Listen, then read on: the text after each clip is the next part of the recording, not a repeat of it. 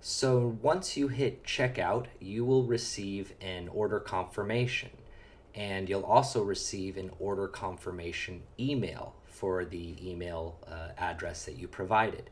So the next step is to install WordPress onto our hosting account. So that's what we're going to do right now.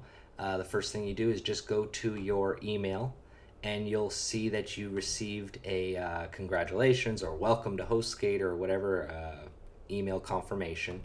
And it may look a little different, but it's all this information is very important to keep. Make sure you save it, print it, whatever you need.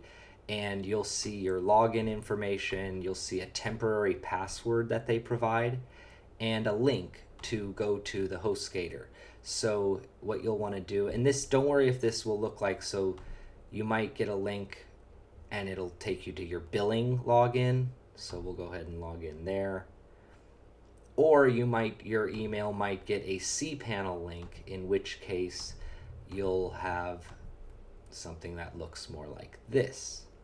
Either one is fine, logging into your billing, because if you log in through billing, you can just simply go to the hosting right here. And if you log into your cPanel, either one takes you into your cPanel, your backend for Hostgator. And the first thing you're going to want to do is change that password from the one that you received in the email. You're going to want to change that to something you can remember. So go to Preferences, Change Password,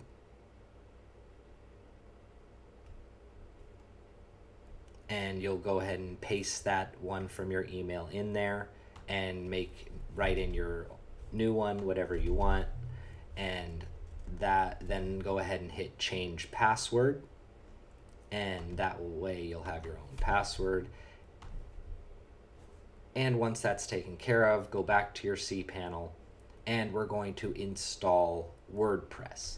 So the way to do that is super easy. Like I said, it doesn't matter if you're in your control panel here, or if you're in your billing Hostgator portal here. Either one will take you to the place you need to go. If you're in your billing portal, you'll hit Hosting, and if you're in your cPanel, you'll, in either case, scroll down to Software and Services, and you'll see here under Hosting, Launch QuickInstall. And you can also hit this. They've got it all over the place, is what I'm saying. Is basically Hostgator makes it very easy. You just want to make sure you find a button that says Install WordPress QuickInstall, or here Launch QuickInstall. Likewise, on the control panel, it's under Software and Services, and you'll see QuickInstall.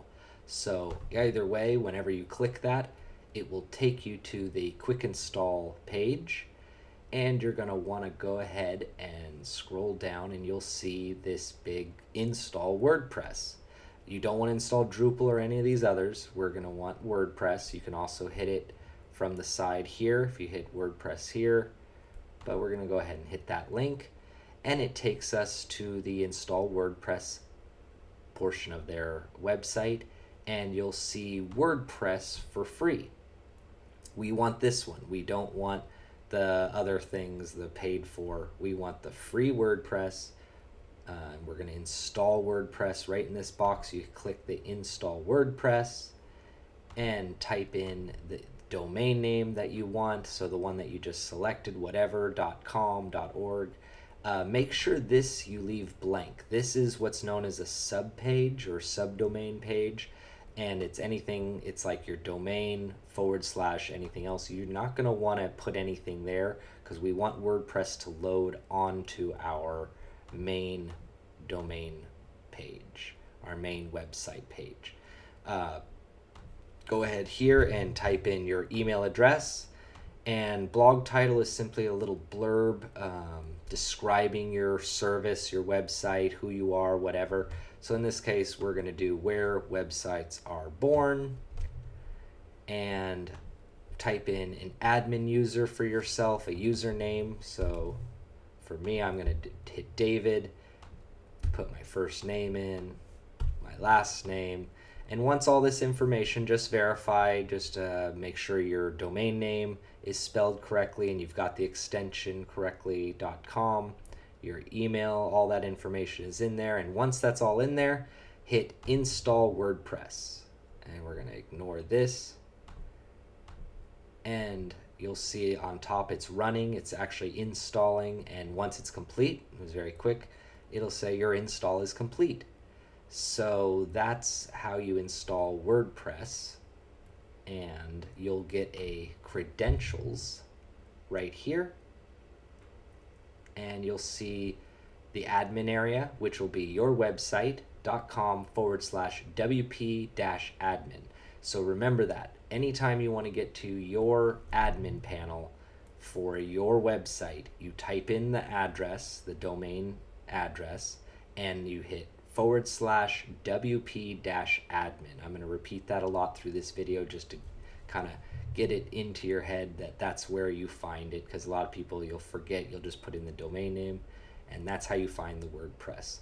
You'll also see your username, and again, you'll see this temporary password has been generated. And the first thing we're going to want to do is go ahead and copy that, and you can go ahead and hit the link right here and put your username in and paste that password in there and log in. And so now we're in the dashboard area. This is known as the dashboard of WordPress. This is where you kind of navigate around the back side of your website. This is where you get around and modify things. So the first thing we're going to want to modify though is our password, because that's not a password we've created. That's one that they self-generated, and we don't want that. It's hard to remember. So the first thing we're going to do is change our password, and the way we do that is we go to this top bar is only seen by you, and you're going to go to the top right hand corner, edit my profile. You can also go to users and hit your profile, will take you there. But in this case, it's easy, just edit my profile right here. And it'll take you to this page. You scroll all the way down and you'll see your username and all that stuff. And then down here, new password. So you'll hit generate password, or that'll give you a really high security, strong one. I don't think that's necessary. I'm gonna select one that I can remember.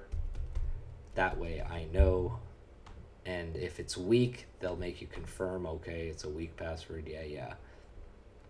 And then you'll go ahead and hit update profile. Okay, so now we have a changed password for our WordPress, and we're ready to get going on building our website because we've installed WordPress, and now we're going to begin building the website.